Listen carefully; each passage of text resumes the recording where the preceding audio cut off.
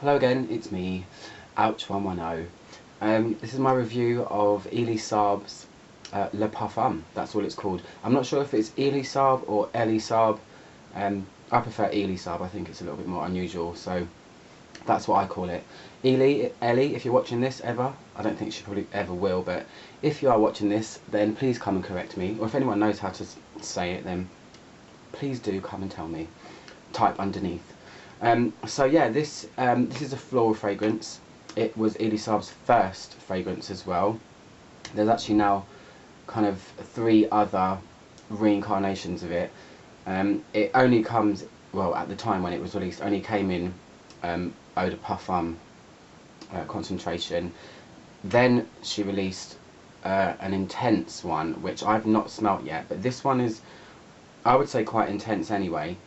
Then there's another one. Oh, there's a green one now as well. I've not smelled any of these other ones, but I really need to because I think this is pretty special. So yeah, it's a floral. It came out in 2011. I got it in 2012. I got it as a present because I save the really good ones for gifts. It's a really good tip. And the more expensive ones. This is kind of a more expensive fragrance.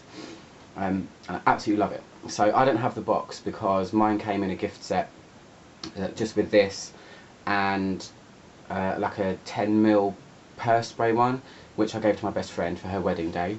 It does have that kind of wedding elegance to it, so, and she loved it, and now she has it too.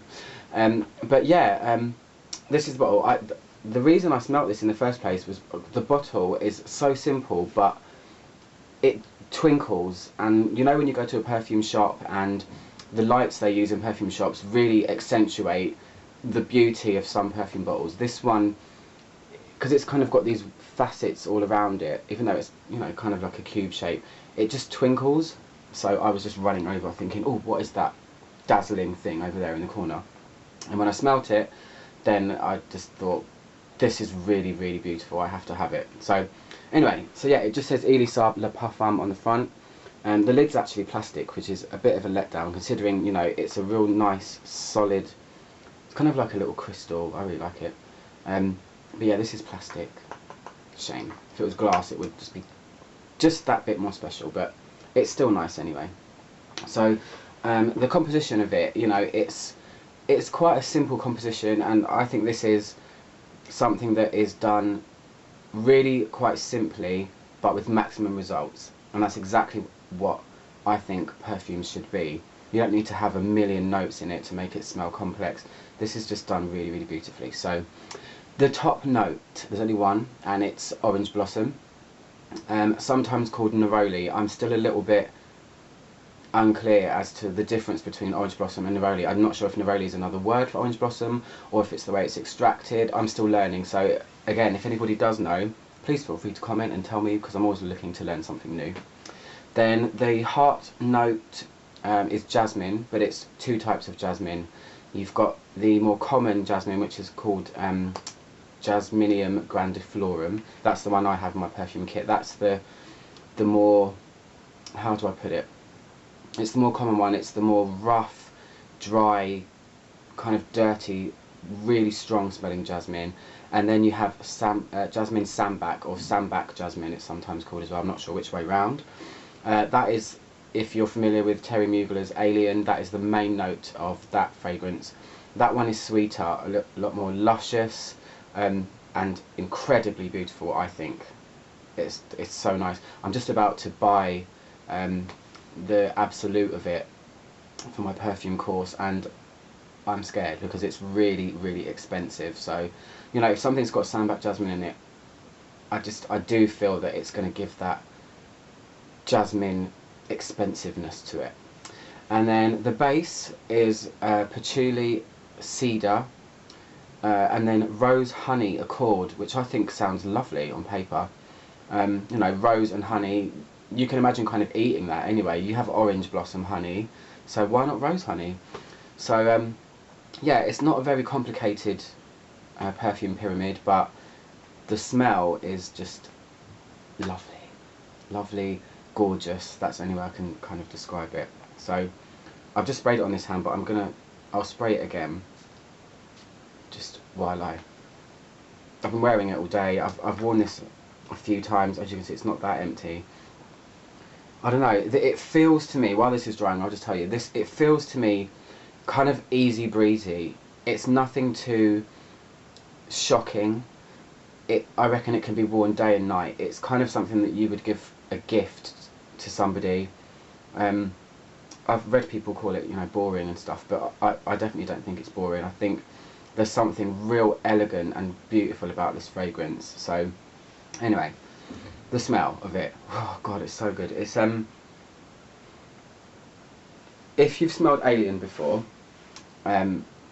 which most people have, I think, well, a lot of people that like perfume will have tried Alien, because it's kind of one of those, I don't know, it's just really popular and a bit different for when it came out. The Sambac Jasmine in this, when it dries, I often get little wisps of where I think, oh my god, that reminds me of Alien, but I'm in no way saying they smell the same. This is different in a way that this is probably Alien's long distant cousin that comes to stay, that, you know, lives in the countryside or something. This is a lot more light. It's, even though it's got a real rich jasmine tone to it, the Sambac Jasmine is way stronger than the original. I always say original, it's not original, it's just the more common jasmine.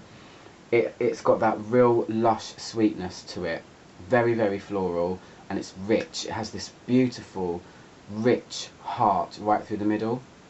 So this also was the first fragrance that I smelled that got me used to orange blossom. I didn't know what orange blossom smelled like until I smelled a few other fragrances that had it predominantly, and then I was like, ah, oh, that's what it smells like. That's a good way to kind of get familiar with notes that you're not familiar with. If you smell a lot of perfumes that have the same note, then it helps you pick them out. And orange blossom, to me, is really predominant in this. It's jasmine and orange blossom, a lot. And orange blossom is really hard for me to describe. It's very weird. It's like, it doesn't smell like oranges at all. It smells kind of like it's got honey tones to it. It's a very, again, it's another very rich kind of honey floral. So this is kind of, I don't know, like very smooth, liquid floral jasmine. It's so nice. It's beautiful, and you've got this kind of rose honey accord, so it's really nice to have a sweetness to a fragrance that isn't vanilla, because vanilla is a very typical thing to put in a fragrance to give it a sweetness.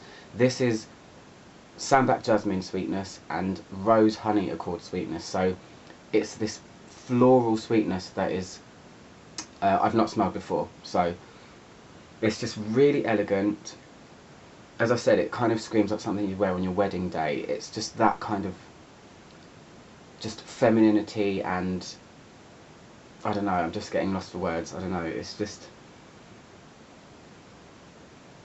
so pretty. It's like, so you've got this real jasmine heart, this rich but very kind of sweet jasmine heart, and then it smells like there's the rose in it is kind of keeping it a little bit delicate. Obviously the rose is overpowered by the orange blossom and jasmine because they're quite strong florals, but this does have a real delicateness to it when it's kind of wafted around you. There's something very clean about it, and it kind of stays like that as well, like throughout wearing. So it's just sweet in a more natural way. The base, patchouli, cedar, they're very typical things to have in a base. I personally don't get patchouli from this. Patchouli is a funny one. I said in a couple of other reviews before that patchouli, when you smell it on its own, is so different to how it smells when it's in fragrances. It's really weird. It's one of those ones that I guess can be morphed and bended to feel different, but this is all about the flowers, but it's such an amazing mix of just very, very beautiful flowers. It's a beautiful perfume. That's the only way I can describe it. You can kind of tell from the way it's packaged, and it's just very simplistic, you know, it's just called Le Parfum and that's it. So, I mean, I'm a fan. I'm not sure it really suits me, it suits my personality, but when I smelled it, it's one of those things that is just, my nose is happy when I smell it. It makes me go, oh. I was spraying it at work today, and I have a fan on my desk because it gets hot in there sometimes, and a couple of people down the office with, what's that, who's just sprayed something, blah blah, and I was spraying on people's hands and they were loving it, and some people now want to buy it. So yeah, this one's a winner for me, as you can probably tell. I'm gushing over it, as I often do. Lovely, beautiful orange blossom, jasmine, lovely sweet notes, elegance, light, somewhat fresh, and just a beautiful kind of good all-rounder, I think, and a safe bet. I'll just quickly say about the base. The base is actually here, sorry. The base, because it hasn't got something like vanilla in the base, it doesn't get sweeter and softer.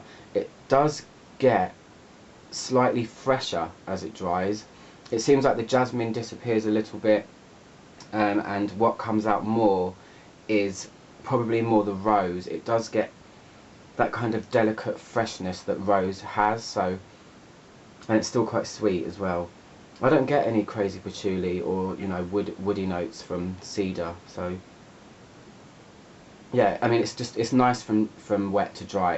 It's just, it doesn't change too much, but it's still just really cool.